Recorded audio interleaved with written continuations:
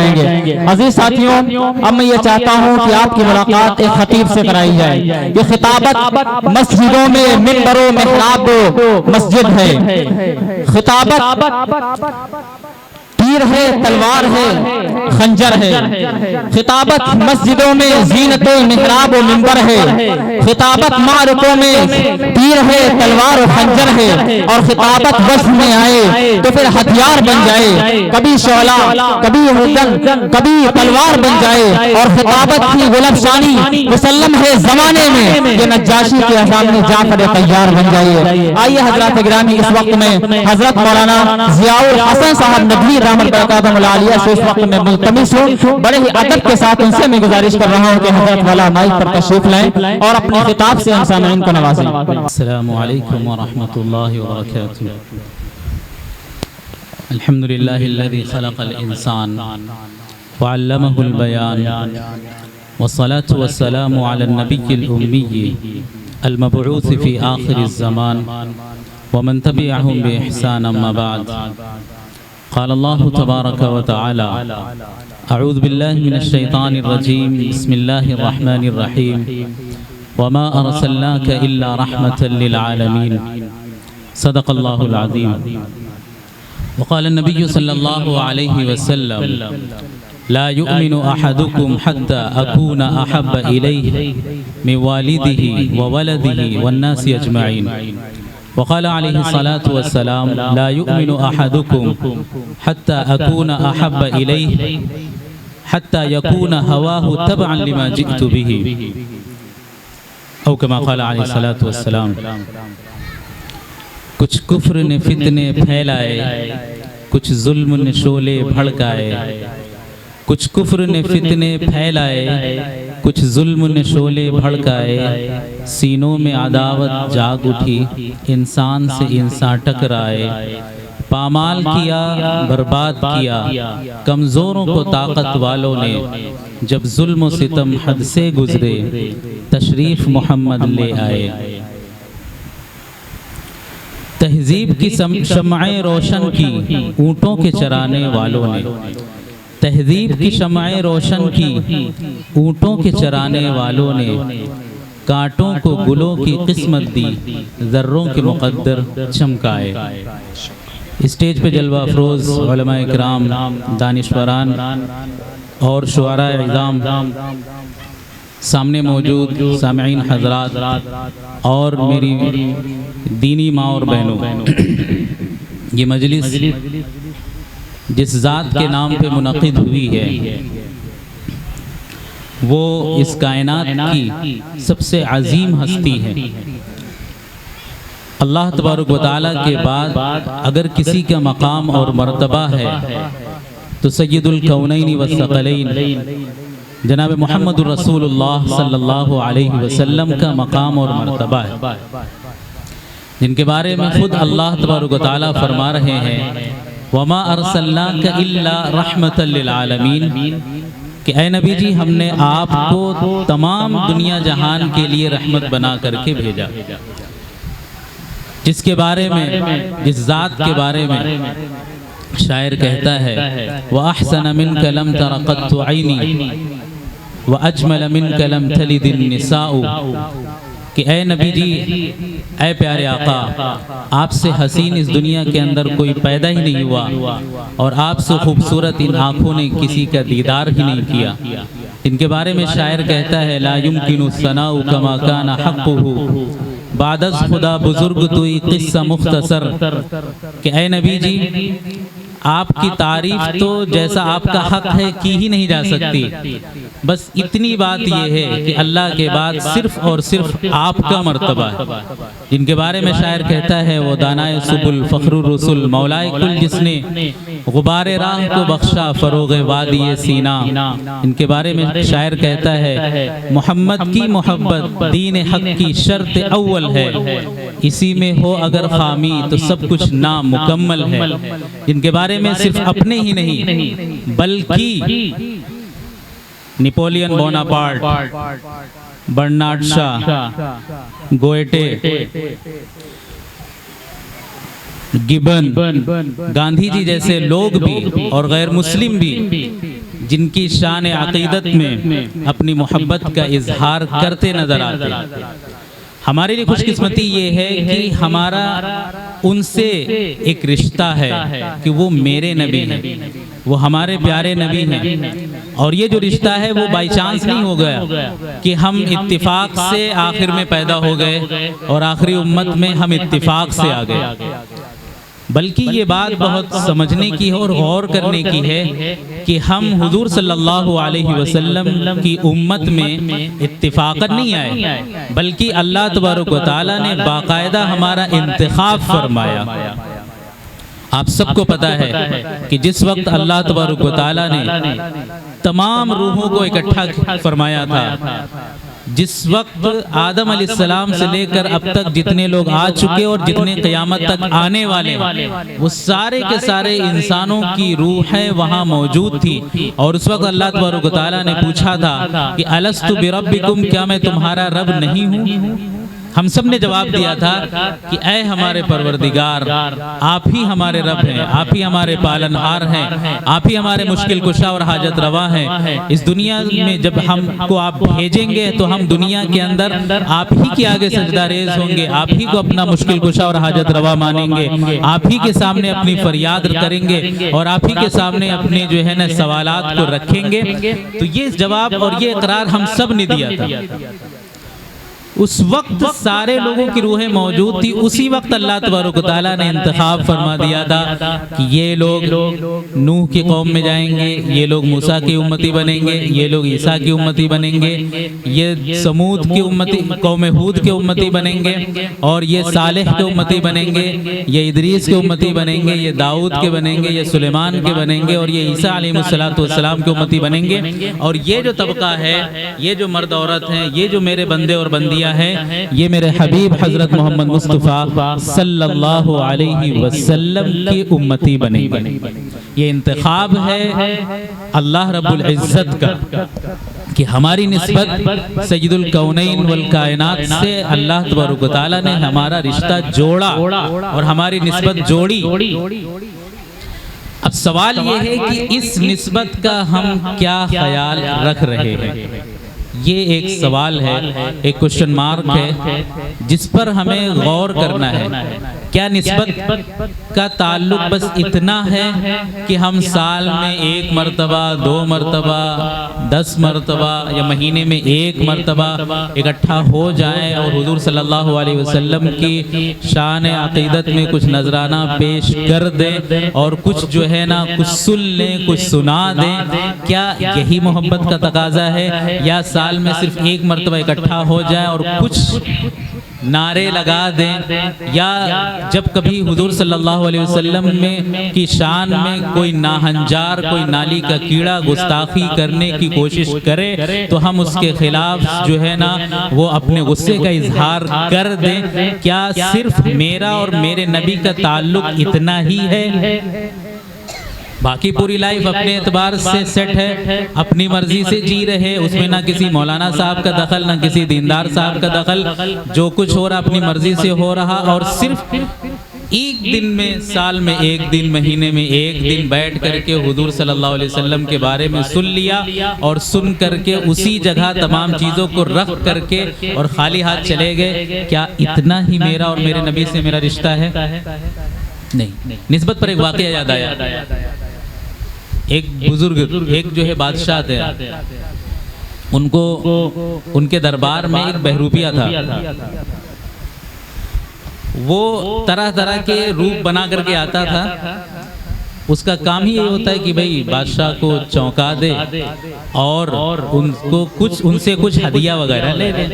लेकिन बादशाह सलामत इतने ज़हीन थे कि वो जो भी रूप धारण करता, जो भी रूप इख्तियार करता, बादशाह उसको पहचान ले रहे, तुम तो फला हो।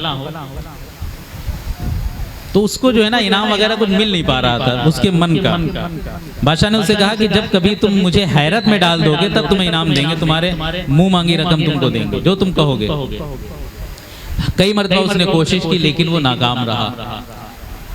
एक मरतबा बादशाह कहीं जा रहे थे सफ़र में, तो उनके साथियों ने बताया कि हजरत एक बुजुर्ग रहते हैं पहाड़ी पे, तो उनकी चलिए मुलाकात कर ली जाए। बादशाह ने कहा फौरन बिल्कुल चलेंगे इंशाल्लाह। गए वहाँ पे देखा एक अल्लाह वाले बैठे हुए हैं, जिक्र की मजलिस लगी हुई है, उनके ऊपर हाल तारी है, अल्लाह की सदाएं बुलंद हो रही है। बादशाह देखे बहुत मुतासिर हुए और कहा कि हज़रत, जब उनके थोड़ा माहौल नर्म हुआ तो वो हज़रत के पास गए, बुज़ुर्ग साहब के पास। उन्होंने कहा कि हज़रत मेरे लिए दुआ कर दीजिए। कहा ठीक है, दुआ कर देंगे। फिर उन्होंने कुछ हदिया पेश करना चाहा तो उस अल्लाह वाले ने कहा, उस बुजुर्ग ने कहा कि अल्लाह के बंदों को इन ठेकरों की क्या जरूरत। सोने की अशरफिया पेश कर रहे थे बादशाह सलामत। तो उन्होंने कहा, बुजुर्ग ने, अल्लाह वाले ने, कि अल्लाह के बंदों को, अल्लाह के औलिया को इन जो है ना मिट्टी के ठेकरों की क्या जरूरत। बादशाह और मुतासिर हुए और दुआएं वगैरह की दरखास्त करके वापस चले आए। जब ये वापस उतरे तो देखा सामने से वो बुजुर्ग आ रहे हैं और उन्होंने सलाम किया, अस्सलाम वालेकुम। क्या हजरत, आज तो आप धोखा खा गए, मैं कोई बुजुर्ग नहीं हूँ, मैं वही बहरूपिया हूँ। तो कहा अच्छा हाँ वाकई आज जो है ना तुमने मुझे धोखा दे दिया, बताओ क्या चाहते हो। कहा कि मेरा इनाम मुझे दीजिए, मुझे इतना इतना दीजिए। बादशाह ने कहा कि ठीक, दे दिया जाए। जब उनको दिया जाने लगा तो बादशाह ने सवाल किया कि अच्छा ये बताओ, जब तुम बुजुर्ग की कॉपी कर रहे थे, नकल कर रहे थे, तो मैं तो तुमको इससे कई गुना ज्यादा दे रहा था, उस वक्त तुमने क्यों नहीं लिया। तो उस बहरूपिया ने जानते क्या जवाब दिया, बादशाह सलामत, उस वक्त मैं अल्लाह वालों की नकल कर रहा था। क्या कर रहा था? नकल कर रहा था। अगर उस वक्त मैं आपकी अशरफियाँ कबूल कर लेता तो अल्लाह वालों की शान में बट्टा लग जाता, उनकी शान में गुस्ताखी हो जाती। तो मैंने बिल्कुल नेचुरल एक्टिंग की। अल्लाह वाले जो है ना, उनकी शान में कोई गुस्ताखी नहीं होनी चाहिए। एक निस्बत मेरी उस वक्त थी अल्लाह वालों से। उसने हदिया लिया, थोड़ी देर के बाद फिर वापस कर दिया और कहा, बादशाह सलामत, एक बात मेरी समझ में आ गई। थोड़ी देर मैंने अल्लाह वालों की नकल की तो मेरे चौखट पे बादशाह आ रहा है।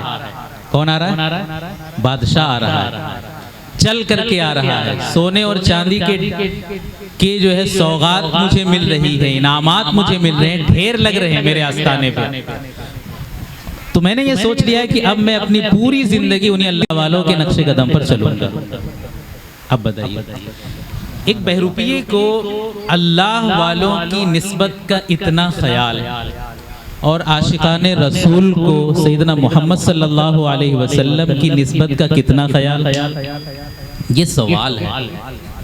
तो मेरे बुजुर्गों और भाइयों और मेरी माँ और बहनों, जो फिक्र करने की बात है और जिसके लिए हम और आप यहाँ जमा हुए हैं कि सिर्फ हम सुन करके चले नहीं जाएंगे, बल्कि यहाँ से एक अज़्म लेकर के जाएंगे कि मेरे नबी सल्लल्लाहु अलैहि वसल्लम दुनिया में आए, उन्होंने दुनिया में इंसानों को ज़िंदगी गुजारने का एक तरीक़ा बताया, एक लाइफ स्टाइल बताई कि इस तरीके से ज़िंदगी गुजारना है।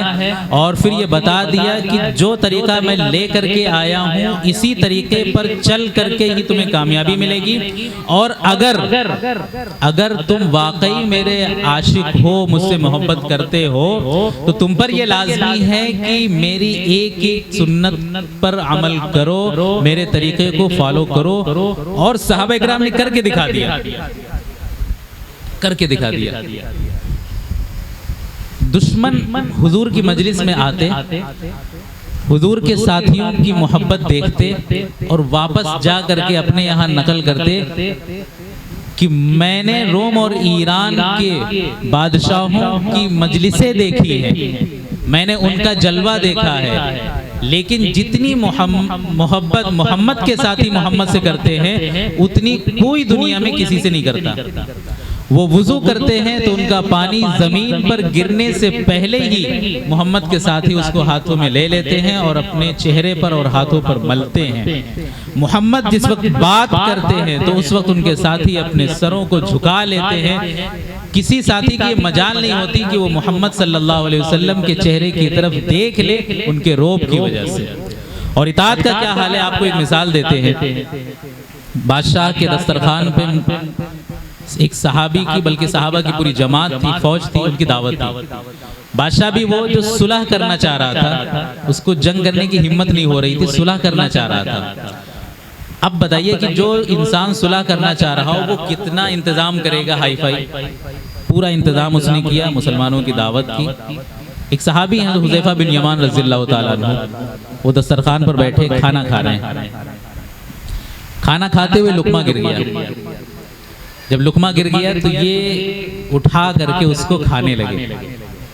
तो इनके बगल में दूसरे साथी बैठे थे, उन्होंने कहा हजरत आप क्या कर रहे हैं, इतनी सारी नेमतें हैं। हम लोग भी है ना, हमारे भाई और हम लोग जब किसी अच्छे होटल में चले जाएं, रेस्टोरेंट में चले जाएं और कहीं अल्लाह तौफीक दे दे 3 स्टार 5 स्टार होटल्स में जाना हो जाए तो बस जो सब कर रहे वही हम भी करेंगे।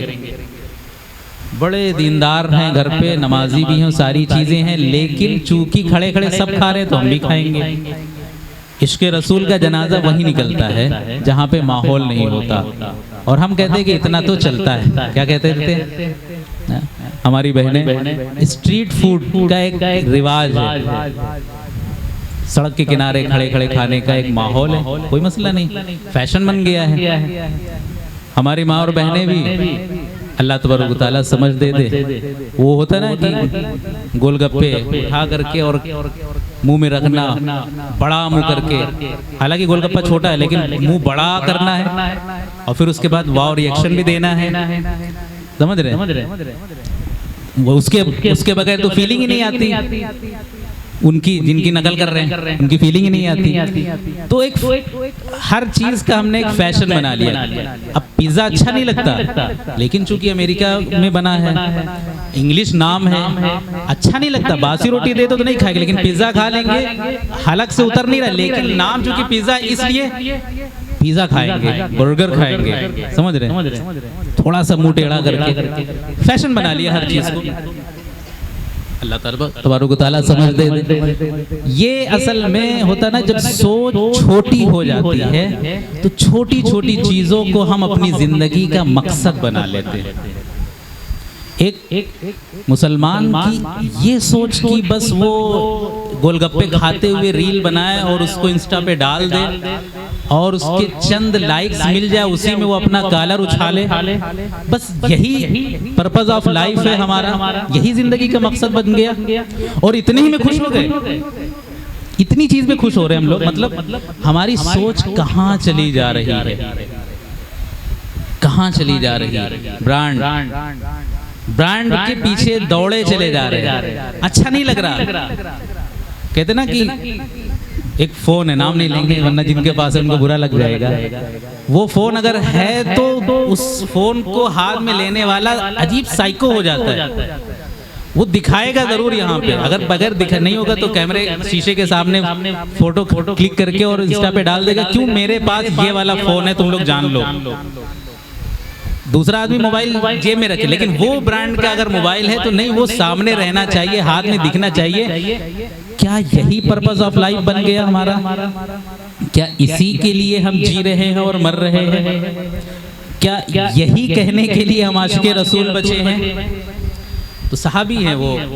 अब उनसे देखिए लुकमा गिरा, कोई बहुत बड़ा गुनाह नहीं हुआ था, और अगर कोई लुकमा उठा के ना भी खाए तो उससे कोई वो गुनहगार नहीं होता है। लेकिन कहते ना कि जिसके दिल में मोहब्बत होती है, इन्नल मुहिब्ब लिमन युहिब्बु मुतीउ, उसूल है, ये कायनाती उसूल है कि आशिक अपने माशूक का फरमाबरदार होता है।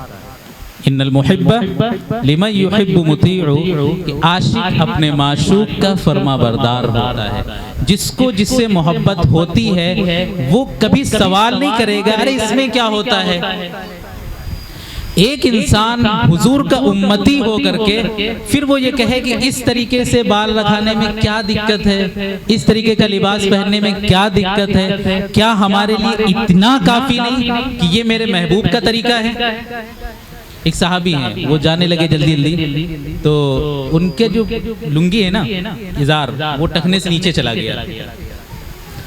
जल्दी में इस्तिंजा की तरफ जा रहे थे, हुजूर ने उनको देख लिया, कहा है फला तुम्हारी लुंगी नीचे लटकी हुई है। तो उन्होंने कहा या रसूलल्लाह बहुत तेज हाजत है, तो ध्यान नहीं दिया मैंने। हुजूर सल्लल्लाहु अलैहि वसल्लम ने फरमाया जिसका मफहूम है, क्या तुम्हारे लिए ये काफी नहीं कि ये चीज मेरी सुन्नत है, अब तुम उसमें वजह बताओगे? हालांकि उनकी वजह जेन्युइन थी, मुनासिब थी, गैर मुनासिब नहीं थी, वो मजबूरी भी हो सकती, ध्यान नहीं दिया। उस पे भी हुजूर तंबीह कर रहे हैं कि तुम्हारे लिए ये चीज़ काफ़ी नहीं कि ये मेरी सुन्नत है। लोग मसले पूछते हैं, अच्छा मौलाना साहब क्या दाढ़ी के बिना कोई मुसलमान नहीं होता, क्या कुर्ता पजामा ना पहने तो क्या हम मुसलमान नहीं होंगे? भाई कौन कहता नहीं होगा, कौन कहता कि आप जहन्नम में चले जाएंगे?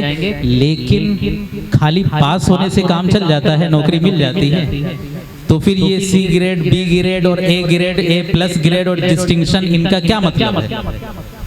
खाना तो सिर्फ पेट तो सिर्फ रोटी से भी भर जाता है, तो फिर बिरयानी की क्या जरूरत है? खाली रोटी खा के पेट भर लिया करे ना, कोई जहन्नमी नहीं हो जाता। लेकिन फिर इश्क़े रसूल का भी कोई मकसद है, कोई मतलब है, इताअत का कोई मतलब है कि नहीं है?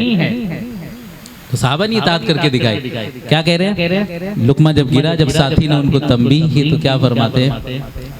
अतरुकु सुन्नत हबीबी लिहाउलाइल हुमका। मैं तो कहता हूँ कि मेरे नौजवानों को ये डायलॉग याद है, बहुत सारे डायलॉग याद है ना नौजवानों को, इतने खतरनाक खतरनाक कि सुन लो तो कानों से धुआं निकलने लगे। ये डायलॉग याद, ये डायलॉग वो डायलॉग है जो हमें जिंदगी के हर मोड़ पे मेरी रहनुमाई करेगा। अतरुकु सुन्नत हबीबी लिहाउलाइल हुमका, इन बेवकूफों की वजह से मैं अपने महबूब की सुन्नत छोड़ दूं।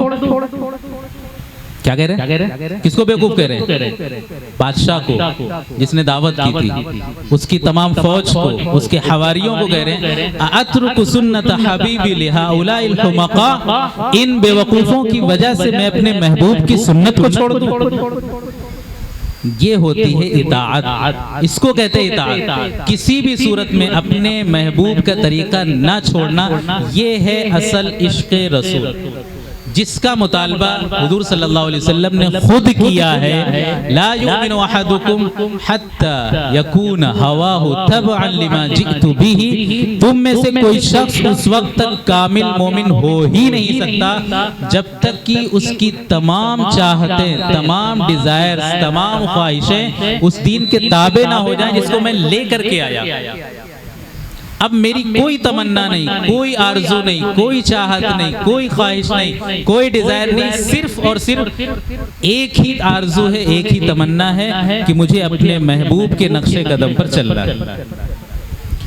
इसके बगैर खुद हुजूर फरमा रहे हैं ईमान की हकीकत हासिल नहीं हो सकती। हुजूर पूरी लाइफ के बारे में फरमा रहे हैं। हम तो यही में मौलाना साहब से आए दिन सवाल करते रहते, मौलाना साहब का दाढ़ी के बगैर हम मुसलमान नहीं हैं, क्या कुर्ता पैजामा के बगैर हम मुसलमान नहीं हैं, क्या मिसवाक के बगैर हम मुसलमान नहीं हैं, क्या सारा दिन मिसवाक ही में है?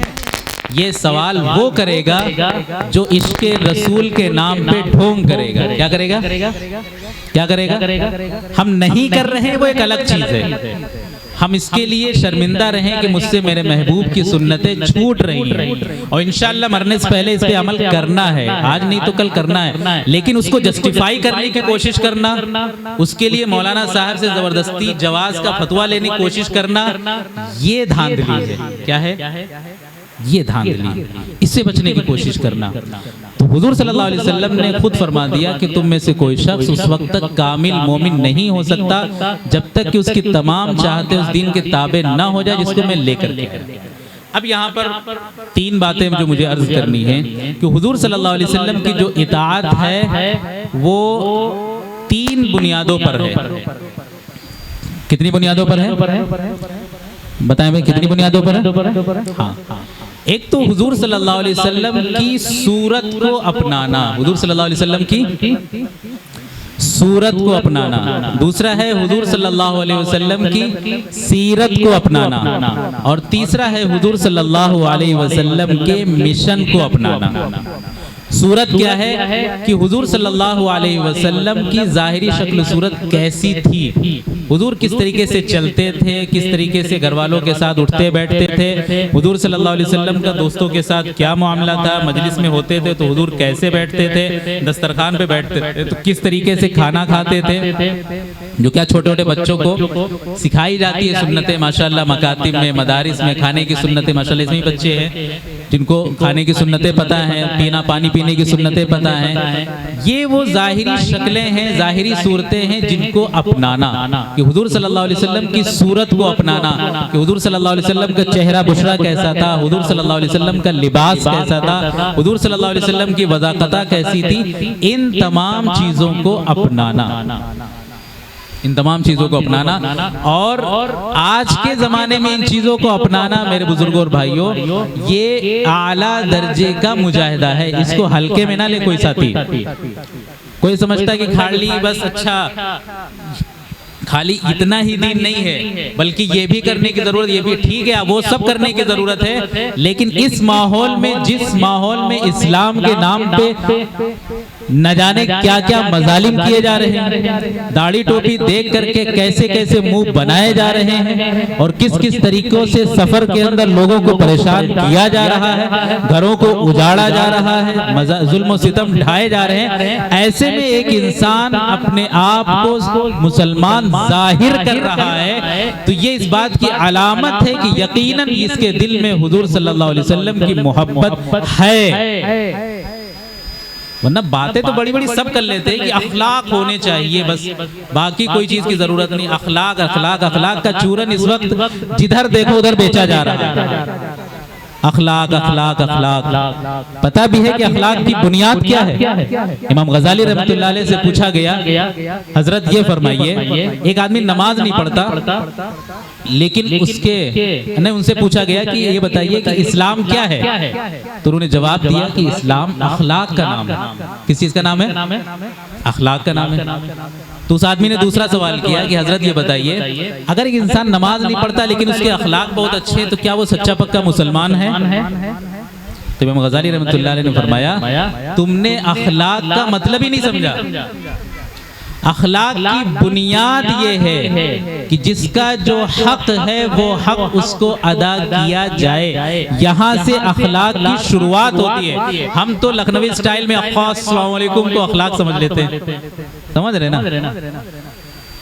बुराई कर रहे थे घर में, मेहमान आ गया, कह रहे इसी की तो बुराई कर रहे थे, जिसकी बुराई कर रहे थे वही आ गया। अरे हजरत आप ही का तो तस्करा हो रहा था, लो।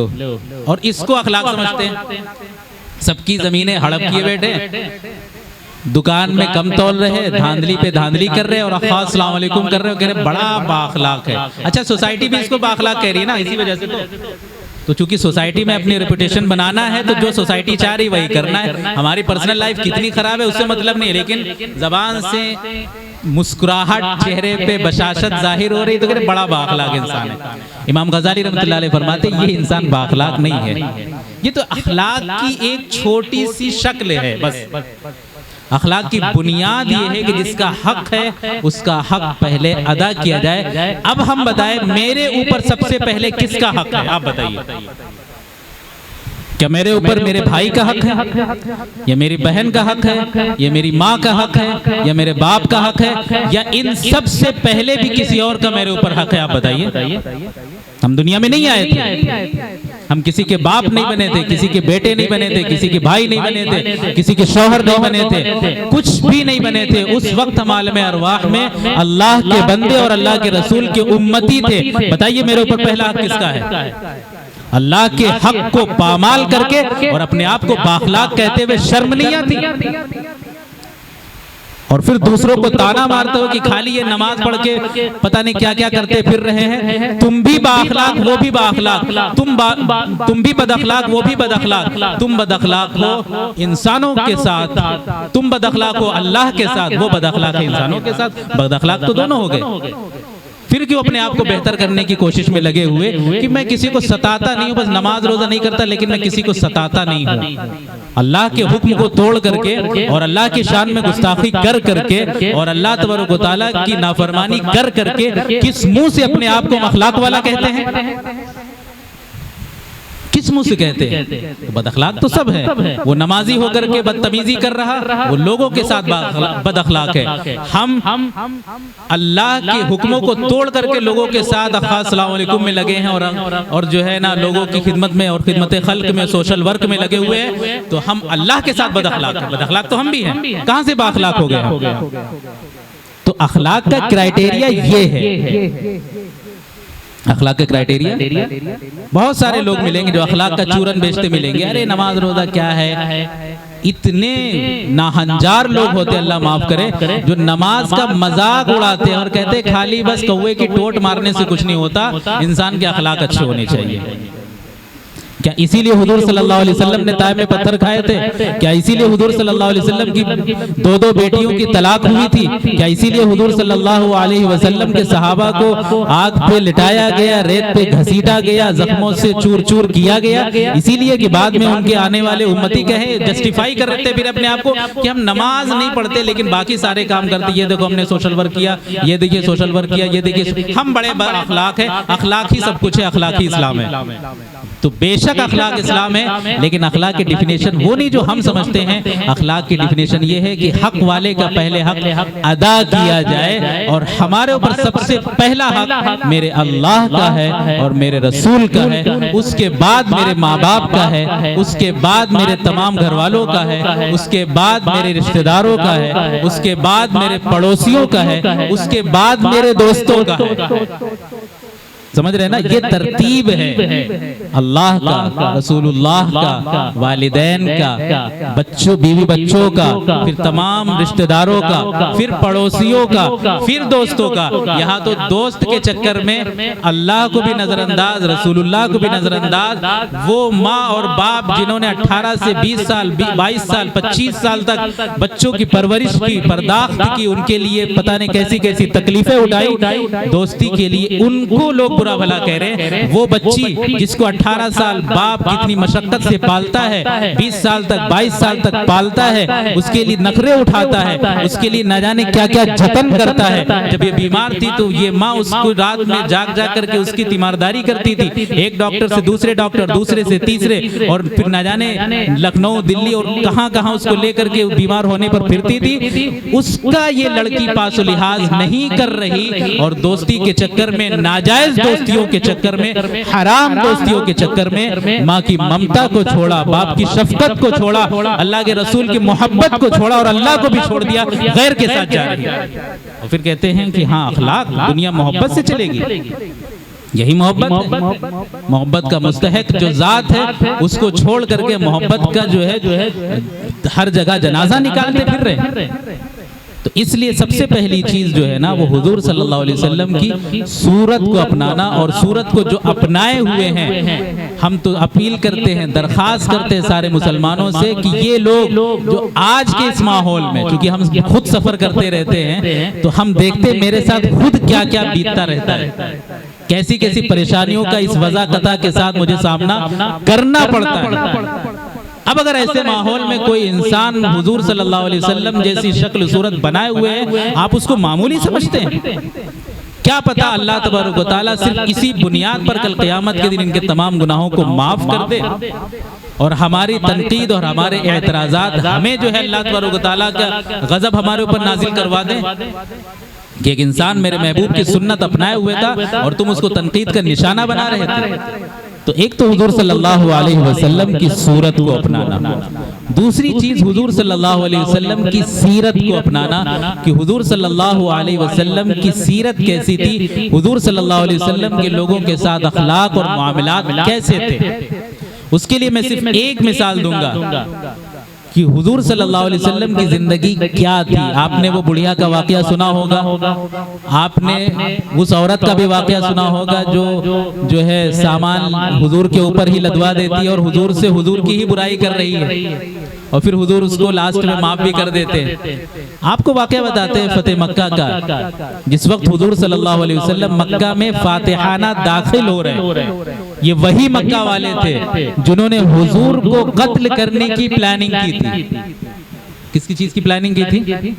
हुजूर को कत्ल करने की प्लानिंग की थी। ये वही मक्का वाले थे जिन्होंने बिलाल को तपती हुई रेत पे घसीटा था। हुजूर के इंतहाई महबूब और चहीते सहाबी बिलाल को तपती हुई रेत पे घसीटा था, जिन्होंने खब्बाब बिन अरत को आग पे लिटाया था। ये वही मक्का वाले हैं जिन्होंने हजरत सुमैया को बीच से चीर दिया था, जिन्होंने हजरत यासिर को जो है शहीद किया था। ये वही मक्का वाले हैं जिन्होंने हजरत उस्मान को, हजरत अली को सताया था। जिन्होंने हर सहाबी को सताया था।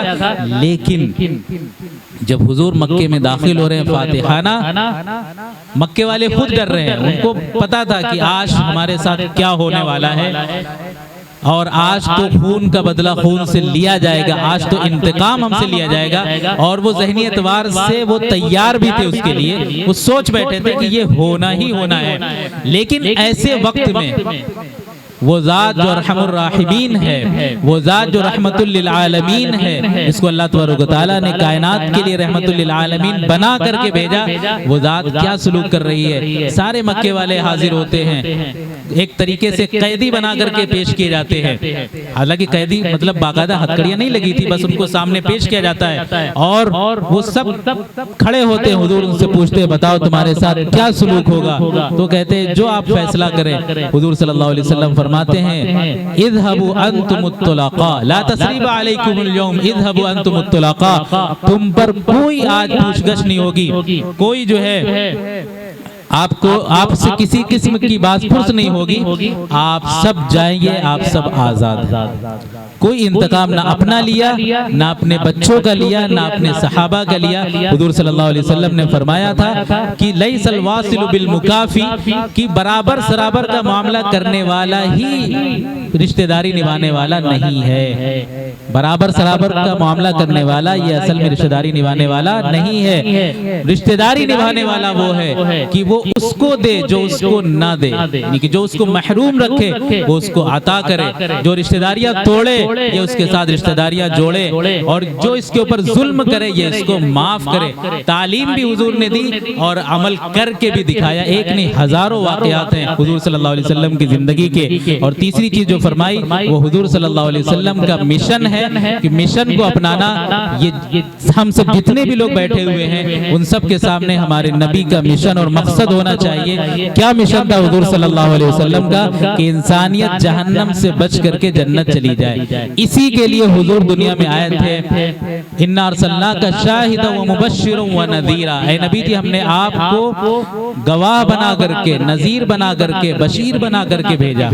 ऐ नबी जी हमने आपको हादी बना करके भेजा। हुजूर सल्लल्लाहु अलैहि वसल्लम इस दुनिया में इसलिए आए थे कि इंसानियत को जहन्नम से बचा करके जन्नत ले करके जाएं। सबसे पहले तो इस मिशन को अपनाने की शक्ल ये है कि हम अपनी फिक्र करें, अपनी फिक्र करें। हम कोई ऐसा काम ना करें, जैसे कि हमने शुरू में वाकया बयान किया, अपनी निस्बत का लिहाज रखे। जिस तरीके से उस बहरूपिये ने अल्लाह वालों की निस्बत का ख्याल किया, हम भी अपनी हुजूर से निस्बत का ख्याल रखें। कहीं भी जाएं, आप हवाओं में उड़ें, आप पार्टीज में जाएं, आप जो है ना दुनिया के किसी गोशे में जाएं, आप वहां एक जुमला याद रखें, एक चीज अपने जहन में याद रखें, मैं सैयदुल कायनात फख्र मौजूदात हजरत मोहम्मद मुस्तफा सल्लल्लाहु अलैहि वसल्लम का उम्मती हूँ। मैं कोई ऐसा काम नहीं करूंगा जिससे मेरे महबूब की शान में गुस्ताखी हो। गुस्ताखी करने वाले ये नाली के कीड़े गुस्ताखियां करते रहेंगे। इनके चिल्लाने से और चीखने से और हिर्जा सराई से कुछ नहीं होता। हमें दिखाना है कि मेरे महबूब क्या थे अपने अमल के जरिए से।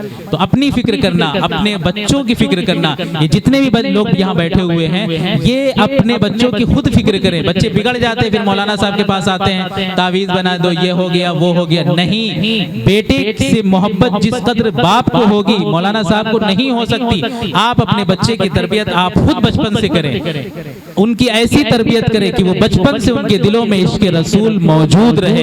वो उनको समझाएं कि बेटा तुम्हारे नजदीक मुझसे भी ज्यादा तुमसे मोहब्बत करने वाली एक जात है जो सैयदुल कायनात सैयद हजरत मोहम्मद मुस्तफा सल्लल्लाहु अलैहि वसल्लम की है। अपने बच्चों को समझाएं कि बेटा फ्यूचर में तुम्हें अगर कभी ऐसा सामना करना पड़े कि एक तरफ मेरा हुक्म हो, एक तरफ तुम्हारे नबी का हुक्म हो, तुम मेरे नबी के हुक्म को चुन लेना, मेरे हुक्म को नजरअंदाज कर देना।